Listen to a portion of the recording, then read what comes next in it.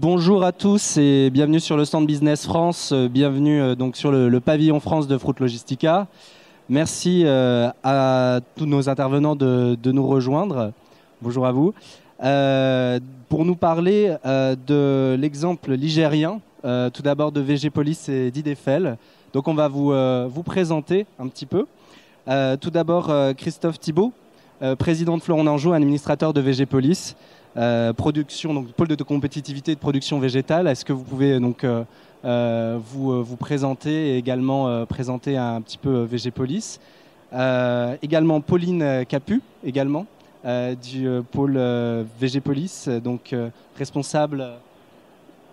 Voilà, prenez le petit micro. Voilà, donc responsable du développement international pour VG Police. Très bien. Je me tourne Jean-Louis Moulon qui sera dans cette deuxième partie de débat. Et vous êtes Jean-Louis Moulon, donc arboriculteur et président d'Idefel. Et à votre gauche donc Hugues de Courbeil, directeur d'Idefel Val-de-Loire. Très bien. Donc effectivement, pour parler plus de la filière fruits et légumes et donc de cette association au service des opérateurs de la filière fruits et légumes de Loire et du Val-de-Loire. Alors Christophe Thibault, on va commencer par vous. Vous êtes président d'une coopérative de fruits et légumes basée en Anjou, pour ne pas la nommer Fleuron d'Anjou, qui se développe bien en France, à l'international. Sur quel type d'action et d'innovation vous appuyez-vous pour vous développer? Et est-ce que vous pouvez nous donner des exemples concrets? Oui, bonjour. Donc nous avons participé à 3 projets dans le cadre de VG Police. 3 projets qui étaient novateurs soit sur la partie des fruits et légumes, puisque c'est une de nos activités, et nous avons une autre activité qui est une activité horticole. Donc sur la partie des fruits et légumes, nous sommes intervenus dans 2 projets bien particuliers. Un sur les légumes anciens d'Anjou, les vieux légumes. Nous avons travaillé sur la rénovation de certaines variétés qui étaient un petit peu abandonnées. En termes de topinambour, de chicorée frisée qui s'appelle la cornette d'Anjou. Mais aussi sur d'autres produits, je dirais, un petit peu plus typiques. Et nous avons participé par ailleurs à un autre projet sur de l'asperge pour essayer de trouver des nouvelles voies et des nouvelles solutions, je dirais, dans notamment le ramassage. Très bien. Du coup, ces innovations variétales amènent également des innovations marketing, j'imagine. Donc du coup, vous avez également travaillé à cela sur ces nouvelles variétés? Oui, bien sûr. D'ailleurs, j'ai ramené un exemple qui correspond donc à toute l'évolution que nous avons fait sur les légumes anciens, puisque nous sommes un des leaders en France sur cette partie.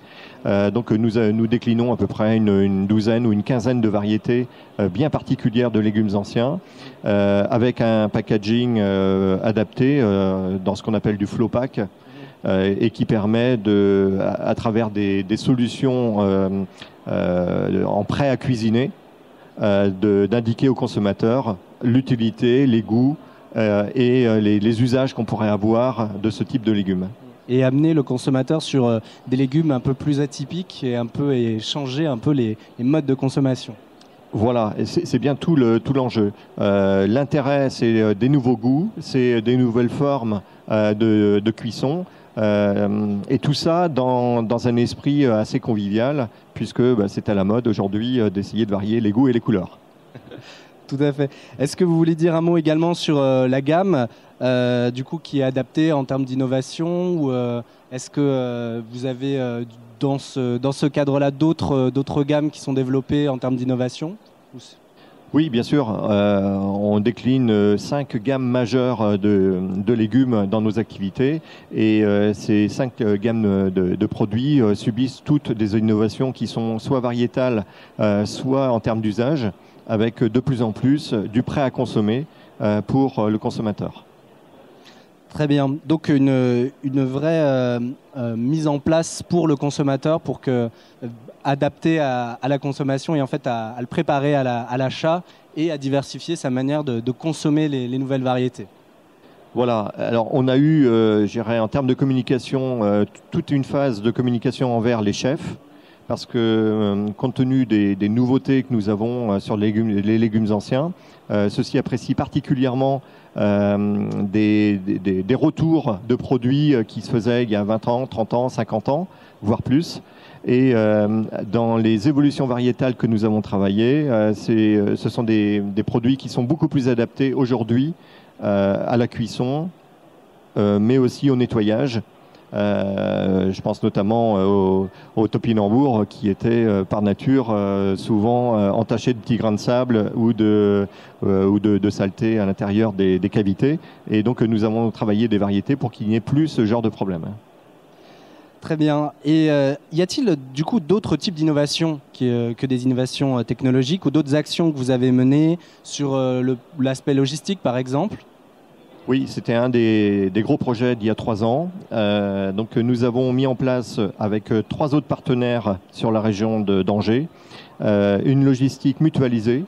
Là, c'est dans un cadre horticole, mais qui pourrait très bien s'appliquer aux fruits et légumes de la même manière, pour mutualiser des volumes, direction toute la France et voire l'étranger, de façon à essayer de travailler des tractions en termes de logistique, puis ensuite des distributions à partir de plateformes. Et ça sur des volumes considérables. Très bien. Au niveau des différentes innovations, je vois aussi que vous avez quelque chose qui s'appelle le Living Lab. Est-ce que vous parlez de cet instrument également ? Je vais vous passer. Effectivement, c'est un outil très utile, en particulier pour mettre en place en pré-test des nouveaux produits avant de les lancer directement sur le marché. Et donc cette phase de pré-test nécessite d'avoir de la part des consommateurs une certaine visibilité, des ressentis, que ce soit sur les goûts, sur la forme du produit, sur son packaging, sur son utilité. Et toute cette partie-là se fait dans le cadre de VG-Police avec ce type de service qui est tout à fait intéressant pour lancer à moindre coût des nouveaux produits susceptibles de réussir sur le marché. Pas non plus. 1, 2. Alors vous testez justement ce Living Lab, c'est auprès de comment ça se passe concrètement ces échantillons auprès de quel public en fait, comment ça fonctionne? Expliquez-nous un petit peu le processus.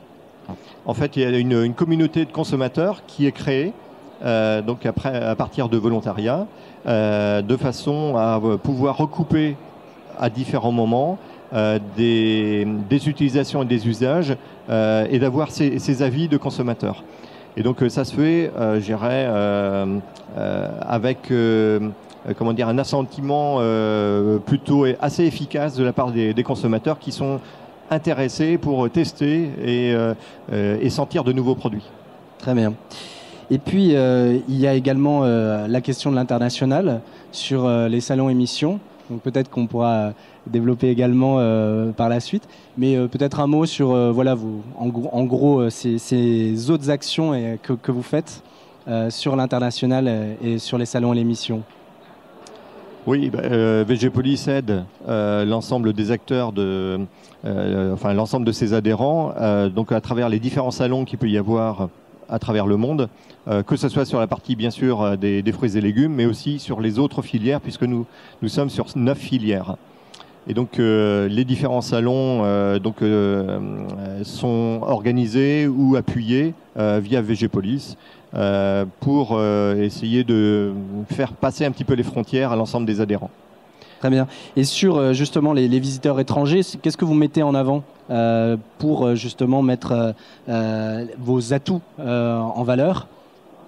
Alors c'est toujours la même chose, hein. D'abord chasser en meute.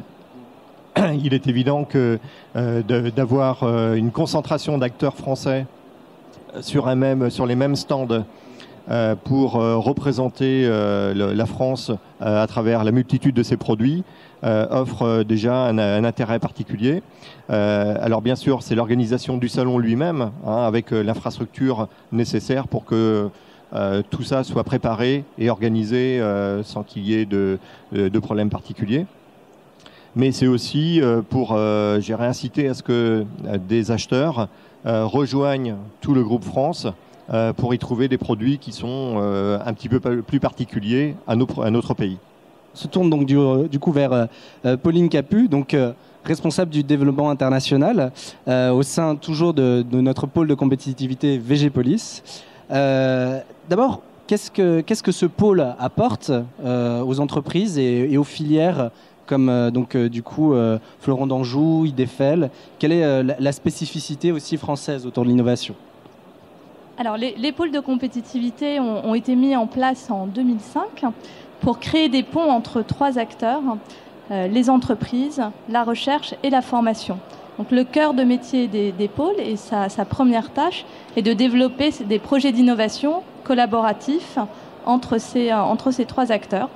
Il y a des pôles dans tous les domaines et nous sommes le pôle du végétal, donc basé à Angers, qui est une région où il y a une forte concentration de producteurs et aussi de savoir-faire dans le végétal avec des équipes de recherche et des établissements de formation. Qui rayonnent du coup au niveau national, voilà. Fait. Très bien, donc du coup vous avez à la fois l'idée de principes collaboratifs, vous avez des appuis au niveau du montage juridique, financier, au niveau de vos actions peut-être si vous voulez Tout à fait, donc le rôle du pôle c'est d'accompagner des projets depuis l'idée jusqu'au marché. Donc on va intervenir lorsqu'un adhérent a une idée, on est avant tout un réseau, donc on va pouvoir trouver des partenaires au sein de ce réseau, pouvoir également accompagner la vie du projet, aussi bien dans le montage, dans la propriété intellectuelle, sur le marché, notamment au travers du Living Lab, et aussi à l'international. Justement, à l'international, vous avez déjà eu quelques expériences, vous avez eu l'occasion de partir en mission, je crois, avec Business France. Tout à fait, puisqu'il y a un service dédié à Business France pour les pôles de compétitivité. Donc on a été amené avec nos adhérents sur différentes missions. Alors j'ai un exemple qui me vient en tête assez concret sur les retombées que peuvent avoir ce type d'action sur la Chine, qui est un pays complexe. On a monté une première mission avec l'aide de Business France, avec les équipes Business France, qui a permis à nos adhérents de découvrir ce marché, qui ont souhaité par la suite aller sur ce marché, mais qui voulaient avoir une action collective, qui a pu être animée au sein du pôle. Donc on est retourné sur ce marché en formation collective, tout d'abord sur un salon horticole, puis ensuite, le marché étant intéressant pour les entreprises, une action commune a été développée au travers d'un VIE. Donc, vous avez mis un jeune en place en Chine. Voilà, exactement. Donc un jeune qui travaille à temps partagé pour des adhérents et puis également pour le pôle. Donc ça, c'est une action qui a été menée maintenant il y a 7 ans, qui a montré des résultats, puisqu'aujourd'hui, certaines des entreprises qui étaient dans cette association sont présentes sur le marché chinois. C'est une action qu'on renouvelle aujourd'hui en Amérique latine, donc avec une action collective entre adhérents du pôle sur la Colombie, et une action à laquelle est associée d'ailleurs également Fleuron. Donc on rappelle effectivement un VIE, c'est un volontaire international en entreprise, donc un jeune de 18 à 28 ans qui part pour une mission à l'étranger, de 6 à 24 mois pour le compte d'une entreprise française. Voilà. Et du coup, en termes de promotion et d'international, en parlant d'étrangers justement, vous avez sur ce salon un certain nombre d'innovations et d'actions de promotion que vous avez menées, juste derrière nous. Alors effectivement, on est très heureux de l'action qu'on mène sur ce salon en collaboration avec Business France, puisque notre rôle est vraiment de valoriser l'innovation. Et sur ce salon, nous valorisons à la fois les lauréats de 2 concours, le concours CIVAL sur l'innovation variétale. Donc nous avons les 3 lauréats qui sont présents et mis en avant sur ce salon, et également un concours d'innovation qui a été lancé cette année par VG Police sur l'agriculture urbaine et le numérique. Donc nous avons également les 2 lauréats qui sont présents sur ce salon. Et puis par ailleurs, en collaboration avec Business France, on a pu faire un appel aux différents exposants pour promouvoir leurs innovations sur cet espace. Très bien. Et puis on le rappelle, donc le pôle VG Police, effectivement basé dans une région, mais quelles sont les entreprises concernées ? Alors, les adhérents du pôle sont avant tout des entreprises innovantes dans le végétal. Donc, bien évidemment, ça concerne toute la France. Donc, on a des adhérents dans toute la France, avec des collègues également basés dans la région Centre, Val-de-Loire et puis Bretagne. Et on peut également s'adresser à des entreprises étrangères qui ont une filiale en France. Merci Pauline Capu pour ces précisions. On le voit donc à la fois côté produit et côté action, faire ressortir les atouts de la filière en France et puis partir sur les marchés à l'international. Je me tourne vers Jean-Louis Moulon, président de l'IDFL Val-de-Loire, et Hugues de Combrec, directeur. Bonjour à vous deux, rebonjour. Bonjour. Bonjour. Et peut-être expliquer tout d'abord effectivement qu'est-ce que l'IDFL Val-de-Loire, cette association? Bien sûr, effectivement, l'IDFL Val-de-Loire, initiative développement fruits et légumes du Val-de-Loire, dans lequel effectivement je rappellerai que le Val-de-Loire s'appelait à une époque effectivement les jardins de France. Donc effectivement, quand mon ami et collègue Christophe parle de nouveaux produits, je crois qu'à cette époque-là déjà, je veux dire, on savait inventer et produire une multitude de légumes et de fruits qui servaient effectivement, je veux dire, à fournir l'ensemble des châteaux et des gens en tout cas qui avaient envie de consommer des fruits et légumes frais. Et cette tradition, je crois qu'on l'a toujours gardée dans le Val-de-Loire, cette initiative également. Je crois qu'il permet aujourd'hui d'être leader au niveau de la production de la mâche, puisqu'il y a également une IGP au niveau de la mâche, bien sûr de la pomme également, du cassis, on en parle assez peu parce qu'on met souvent le cassis sur des régions de Bourgogne, mais la grosse production de cassis est bien dans les régions du Val-de-Loire. L'échalote, l'échalote, j'ai essayé de citer les deux pour essayer de vexer personne, bien sûr, avec une IGP bien sûr en plus, l'IGP d'échalote d'Anjou. Le champignon également, grosse production de champignons dans le Val-de-Loire. Pommes de terre primeur, grosse production de pommes de terre primeur, plutôt sur l'île effectivement de Noirmoutier.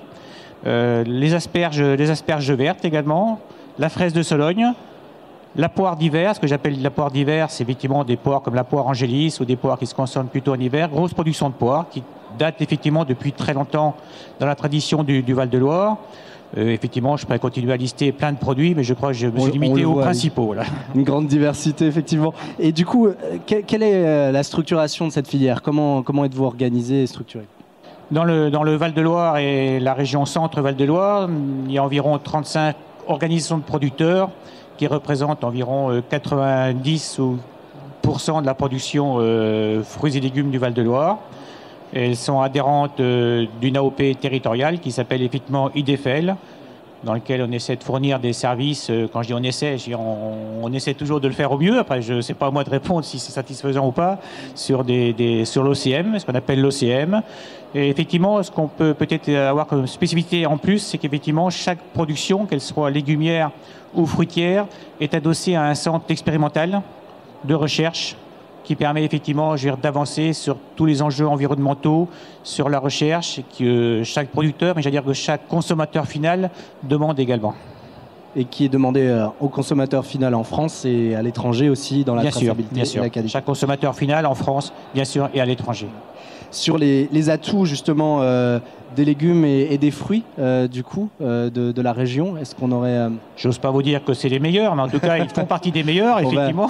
Mais même si mes collègues aiment autant de moi, mais bon, ils font partie des meilleurs. Mais je voudrais également citer le travail qui se fait, parce qu'on peut pas non plus le faire seul, et même sur le centre d'expérimentation, etc. On a la chance effectivement d'avoir VG-Police, l'INRA également, LCTFL, et bien sûr je crois que c'est un travail qui peut se faire en commun, grâce à tous, pour arriver, je veux dire, et de fournir le meilleur produit, pour essayer de le vendre le mieux possible, et que le consommateur soit satisfait également, quoi. Et en commun, ça parle aussi en termes de marché commun, en termes d'Union européenne, on y reviendra tout à l'heure. Mais je me tourne vers Hugues de Combrec, donc vous êtes directeur du coup de l'IDFL, et alors vous allez nous parler plus des défis auxquels vous êtes confrontés, tout d'abord. Bonjour, alors les défis auxquels la filière est confrontée. La filière fruits et légumes, puisque... Les défis du directeur ne sont pas toujours les mêmes. Vous-même. Donc en termes de défis, ils sont nombreux. Alors il y en a qui ne sont pas spécifiques au Val-de-Loire. Quand on parle d'évolution climatique, ce n'est pas quelque chose qui est spécifique au Val-de-Loire. N'empêche que ça crée des changements qui peuvent être très rapides. quand on parle de pression sanitaire, d'évolution de nouveaux ravageurs, d'arrivée de nouveaux ravageurs, mais également de réémergence d'anciens. Ce qui fait, c'est que ça nous pose des vrais défis techniques à relever, et à relever dans un temps très court, puisque toutes ces choses-là vont très vite par rapport à... c'est du vivant, donc ça ne se modifie pas comme ça du jour au lendemain en claquant des doigts. Voilà. Il y a un autre défi, c'est le défi réglementaire, puisque on est dans un monde qui est très réglementé, ça a plein d'avantages, mais parfois aussi ça nous pose de réels problèmes quand la réglementation évolue de façon assez rapide, sans forcément avoir pris en compte les contraintes et le fait qu'on n'a pas forcément toujours de solutions alternatives prêtes. Donc ça, c'est un vrai défi pour nous, c'est quasiment d'essayer d'anticiper les évolutions de la réglementation pour être prêt le jour J. Voilà. Donc ça, c'est un deuxième point. Un troisième point qui n'est peut-être pas tout à fait encore dans l'urgence, mais on pressent que ça va le devenir, c'est une vraie problématique autour de la main-d'œuvre. Et là peut-être même de pénurie de main-d'œuvre. On s'aperçoit que sur un certain nombre de postes, notamment tout ce qui est main-d'œuvre concrète, ramasser, cueillir et autres, c'est de plus en plus compliqué de trouver des gens pour le faire. C'est un paradoxe quand on sait qu'il y a du chômage en France, mais la réalité vécue dans les exploitations, elle est là. Et donc, plusieurs façons d'y remédier. Déjà, essayer de redonner de l'attractivité à nos métiers, parler peut-être de façon plus positive qu'on le faisait. Retrouver aussi peut-être l'attractivité dans tout ce qui est éducation, école et autres. Et puis, donc ça c'est des plans. Et puis aussi travailler sur des solutions aussi alternatives, type investir sur tout ce qui est nouvelles technologies, tout ce qui est outils d'aide pour rendre ces métiers-là moins pénibles, puisque c'est peut-être aussi une des raisons pour le fait qu'on attire moins du monde. Sans parler d'aller à la robotisation, c'est pas l'objectif, mais voilà, on sent qu'il y a à notre disposition un certain nombre de nouvelles techniques qui devraient aider à ça. La pression sociétale, je l'évoquais tout à l'heure aussi, un petit peu. Là, on sent bien aussi que là, on n'est plus dans la société évolue de plus en plus avec des peurs qui ressortent de façon des fois incontrôlée. Et on peut avoir des fois des espèces de modes de type mode médiatique, je dirais, qui font que le politique ou autre peut en être amené à prendre des décisions comme ça, assez directes et assez impactantes pour la filière. De communiquer du coup et d'anticiper voilà. en amont. Mais cette partie médiatique là est très difficile à anticiper en fait, parce que on sait bien qu'il y a des sujets sensibles, mais il y a des fois des sujets qui nous arrivent. Voilà. On les connaît. C'est du grand classique, et ça pour le coup c'est pas spécifique au Val-de-Loire non plus. Mais peut-être dans les préconisations, du coup, le fait de ramener une recherche et de développement importante, en fait, puisque c'est notre valeur ajoutée et puis c'est notre force, donc peut-être miser là-dessus. C'est même pas miser là-dessus, je pense que c'est même pas une option. C'est-à-dire que notamment, bon, c'est vrai pour tous les produits, mais encore plus pour les produits qui sont sur des marchés très concurrentiels ou des marchés à l'international, on a une part de coût de main-d'œuvre dans nos produits qui peut osciller entre 50 et 60%. Sur cette part-là, on ne peut pas faire grand-chose, parce qu'on a des pays en face qui ont des coûts de main-d'œuvre beaucoup moins forts. Donc notre seule option, c'est d'être les meilleurs sur tout ce qui est technique. Et ça, il n'y a pas de choix. C'est l'innovation qui peut nous permettre d'améliorer. Et dès qu'on baisse la garde, on risque de se faire même sortir du marché. Voilà, je vois que... Oui, il est clair que VGPolis est un acteur pour mettre en lien tout cet écosystème de façon à pouvoir faire émerger des solutions innovation pour résoudre des problématiques comme celle-là. Et le fait de rassembler des acteurs qui proviennent de différents mondes, que ce soit de la recherche, que ce soit des entreprises dans différentes filières qui ont des problématiques qui sont sensiblement les mêmes, de les mettre autour d'une table pour partager un projet innovation qui en général s'instruit sur 2, 3, 4 ans. C'est excessivement important pour résoudre des problématiques qui sont actuelles et qui sont futures. Et trouver des solutions du coup sur ces solutions. Rapidement sur les nouvelles technologies, justement, du coup, est-ce qu'on peut dire qu'on a déjà parlé de l'état d'esprit, de la recherche, et peut-être sur le côté technologique, juste sur cette partie-là, effectivement, on a une multiplication d'outils à notre disposition aussi. On voit apparaître. Ma conviction, c'est qu'on est juste au début d'une révolution qui va impacter fortement la technique dans notre filière. La question, c'est de savoir par où, à quel biais et autres, parce qu'il y a une multitude de nouvelles choses qui arrivent, de capteurs, de façons de gérer l'information. Ça va peut-être un peu même trop vite à certains moments, mais en tout état de cause, c'est vrai qu'on est obligé d'investir fortement là-dedans parce qu'on ne sait pas forcément comment ça va aboutir. Par contre, on est sûr que ça va aboutir et que ça va être très impactant pour notre filière. Des exemples justement de ça, donc capteurs, engins autonomes, connectivité. Vraiment une. Je dirais ça c'est les choses qui se voient, ce qui pour moi peut apparaître comme du gadget aujourd'hui, mais derrière ça il y a toute la maîtrise, la gestion de l'information. Qui dit capteur dit on génère une quantité de données énorme. Il va falloir aussi innover sur la capacité de savoir gérer cette quantité de données en temps réel, quoi. Et ça c'est des choses. Et avoir justement les ressources formées. Pour toutes les fonctions et créer les vocations justement à ce secteur. Ouais. Et justement, on va finir avec l'ouverture sur l'anticipation sur le fait qu'on est aussi à une échelle européenne sur la question, Jean-Louis Moulon, également d'une autre casquette, puisqu'on ne l'a pas dit, mais vous êtes également vice-président de la REFL. Est-ce que vous pouvez nous en parler et puis parler un petit peu de comment tout ce fonctionnement s'inscrit dans l'environnement européen? Je crois qu'effectivement, on a mis en avant notre région, comme mes amis et collègues prendront également et mettront en avant leur région derrière, ce qui prouve que nous sommes dans une Europe des régions. Et je pense qu'à un moment, on a besoin de se retrouver au niveau des régions européennes pour essayer, dans cette filière fruits et légumes, qui est quand même une petite filière dans toutes les filières agricoles européennes, d'être une vraie force de proposition au niveau de l'Europe. Et je veux dire, aujourd'hui, effectivement, dans la REFL, on y trouve plusieurs régions portugaises, espagnoles, italiennes, françaises, belges.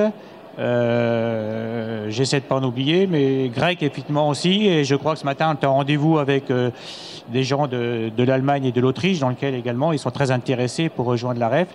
Je pense que plus on sera nombreux, plus on pourra essayer d'être force de proposition, je dirais, dans cette filière fruits et légumes, au niveau de Bruxelles, effectivement. Parce que quand vous parlez effectivement de l'innovation, c'est quelque chose d'important. Mais je rappelle qu'on a une grosse filière également, une grosse responsabilité d'emploi également, parce que on ne peut pas faire effectivement des fruits et légumes sans un aspect social, territorial très important. Je rappelle qu'en région centre, il faut être 5 à 6 000 emplois. En région Pays de Loire, je crois que c'est 12 à 13 000 emplois. Donc je veux dire, en tant que chef d'entreprise, on est obligé d'en tenir compte. Donc ces regroupements européens, j'espère, permettent également de perdurer cette filière-là, perdurer l'emploi et, je veux dire, et de la développer dans les nouvelles technologies également, bien sûr. Merci, ce sera le mot de la fin pour ce débat, avec une ouverture sur l'avenir et puis sur l'Europe et le monde. Merci à tous, Christophe Thibault, Pauline Capu, Jean-Louis Moulon et Hugues de Combec, de votre venue. Merci.